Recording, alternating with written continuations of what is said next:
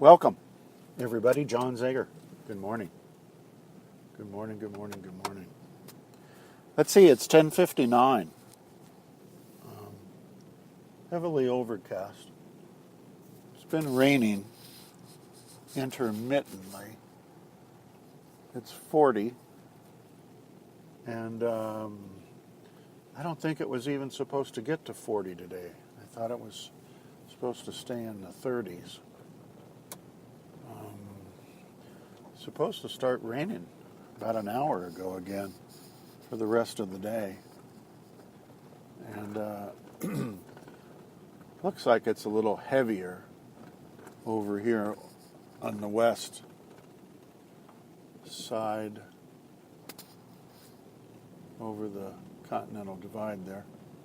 So it's coming in. It's just a little bit later. Snow? Let's see. I'm not seeing a whole lot of snow up there on the foothills.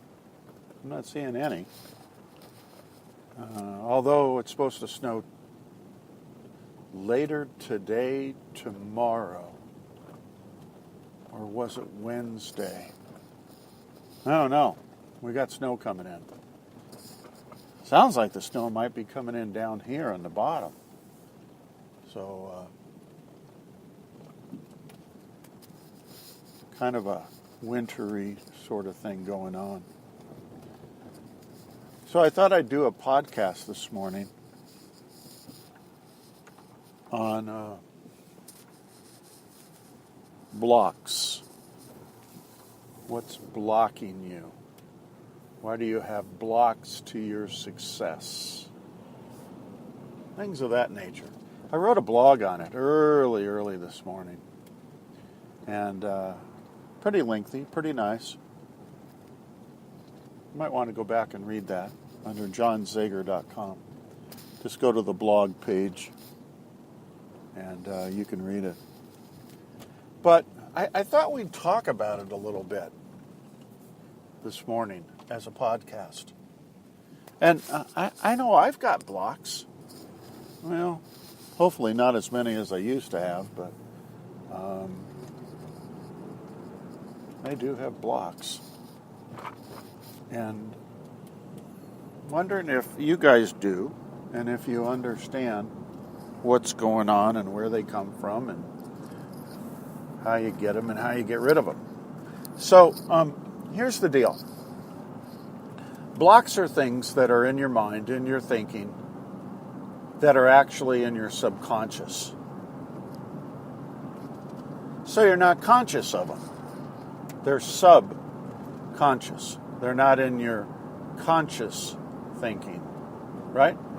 And where do they come from? They come from when you were a little person and all the beliefs and perceptions that you acquired from your mom, dad, aunts, uncles, adults, whoever was in your life, kind of help and raise you, bring you up. And what happens is they give you their perceptions, their beliefs on how you deal with life in different situations, right? Right, we've been talking about that forever. And that's okay. You know, that's what moms and dads and people do with little kids, is they try to, guide them in the right direction to get through different aspects of life. The problem with that is that when you get older, say like after 35, your late 30s or something like that, and from then on, you might have a different thought about how to deal with something than the belief that you were given or the perception that you acquired from growing up. Listening to all those people and watching the way they modeled living their life. And it doesn't agree with you, right? It just doesn't agree with you. And so it causes a conflict. What would be some examples of that? So let's say you came from a family that had some negative views towards rich people, wealthy people, people in abundance, people in big homes, drive a lot of fancy cars, stuff like that. That eventually becomes hardwired into your thinking. And as you grow up, you have sort of standoffish approach towards making money. Does that make sense? And so, for whatever reason, you wonder, how come I'm not making more money than I'm making? How come I'm not living in a bigger house? How come our family doesn't have a nicer car? How come our cars are all about the same? How come it seems like I struggle a little bit with income? Well, two things. Number one, you were raised, again, remember the book Rich Dad, Poor Dad, right? Rich Dad knows how to teach his son or daughter how to be prosperous, successful, and financially secure in their life. How to acquire money, how to make money, how to earn money, what kind of things you need to do to have money. Poor Dad doesn't know that, was never taught that.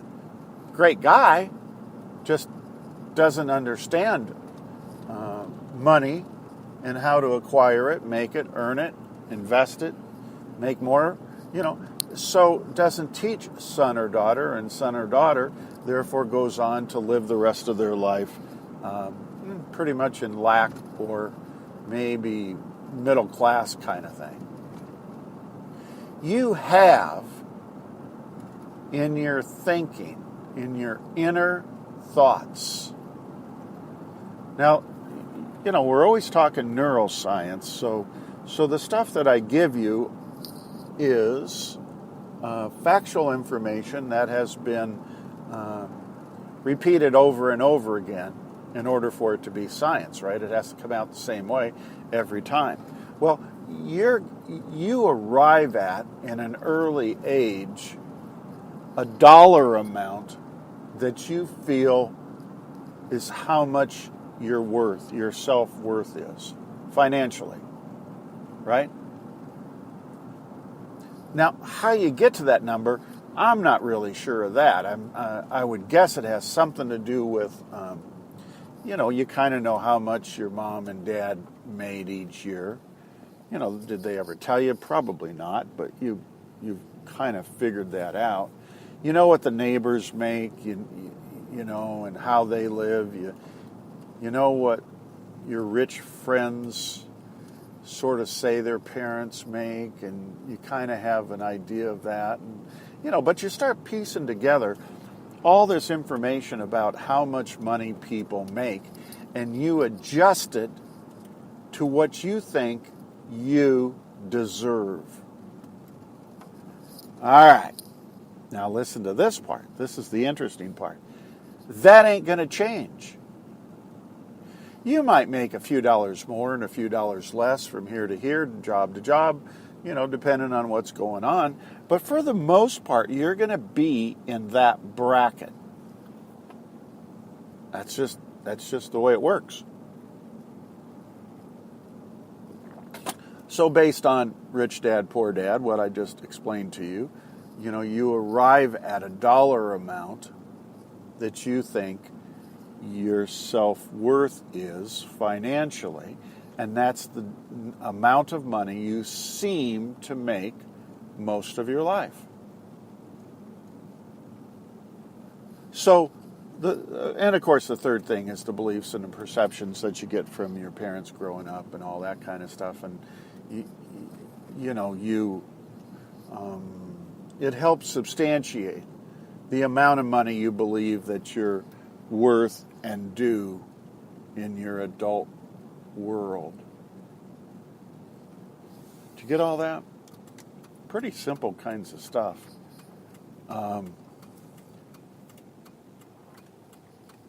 So blocks. That's an example, and that's a real common example of blocks that people have. Around money is certainly one that comes up over and over again. And you can go ahead and kind of come up with other areas of your life that you feel like you ought to be doing better. Maybe you had a poor experience, in learning while growing up from whoever about authority figures and about bosses and about owners and about managers, and all that kind of stuff, right? And in turn, you get a job and you start advancing in your career, maybe with a company or something like that. And they're wanting to move you up into higher management. Well, there's a point in time that in your mind you will sabotage, or I guess if you're more direct, you'll just say, I decline, I really don't want that position. I'm happy with what I'm doing, which is the same thing as writing your death sentence. Because when a boss or owner hears you don't want to take an advancement, why would they want to keep you around, right? The handwriting's on the wall. You're eventually going to be let go because this guy just wants to pack boxes. That's all he wants to do. And we need people that want to grow with our company. So that's another block. Based on when you were a little peep growing up and you learned and watched various people and their attitudes and beliefs and perceptions regarding bosses, owners, higher up people, it was pretty negative, and it was something that you had decided, like the money situation, that, you're probably not going to be comfortable being that high up in management. So it's a subconscious block that you're not even consciously thinking about. You're not going back and going, I know where that came from. That came from, when I was 5.5 years old, and I remember watching my dad, and blah, blah, blah, blah, blah, blah. Doesn't work that way. It's subconscious. It's under the conscious thinking, right? So blocks are things that can be changed. Blocks are things that can get out of your way. You can remove, you can change, you can alter so that you go on and continue to be successful in whatever it is you're trying to do. Whatever the block is that's preventing you from moving forward. How do you do that? That's the last step, right? How do you do that? The thing is, and again, what we do in our little program here is that, and give me a call. I'm happy to coach you, happy to give you consultation or whatever you want. If you want me to come and do a workshop, I'm happy to do that. I'm happy to come and speak and talk. But you just need to sit down and say, what is my belief system? What are my perceptions about life? How do I choose to live life? How do I view life? How do I want to encounter life, right? And it's the kind of thing you might do, I don't know, on a weekend or in the evenings, You might want to spend a week or 10 days just kind of poking around with it. And every chance you get an hour or two or whatever it happens to be, sit down and write your beliefs out. Okay? Now, here's the simple part of this step. Where you're having resistance, difficulty in a certain area, that's you trying to override that belief system that doesn't really work for you. So what happened there is that you have changed your belief system since you got it as a little person, and you used it for, I don't know, we'll just say 45 years, and all of a sudden you've changed your belief system about that, right? And the old one doesn't work, and so you keep kind of bumping heads with it. And that's you trying to override that belief system.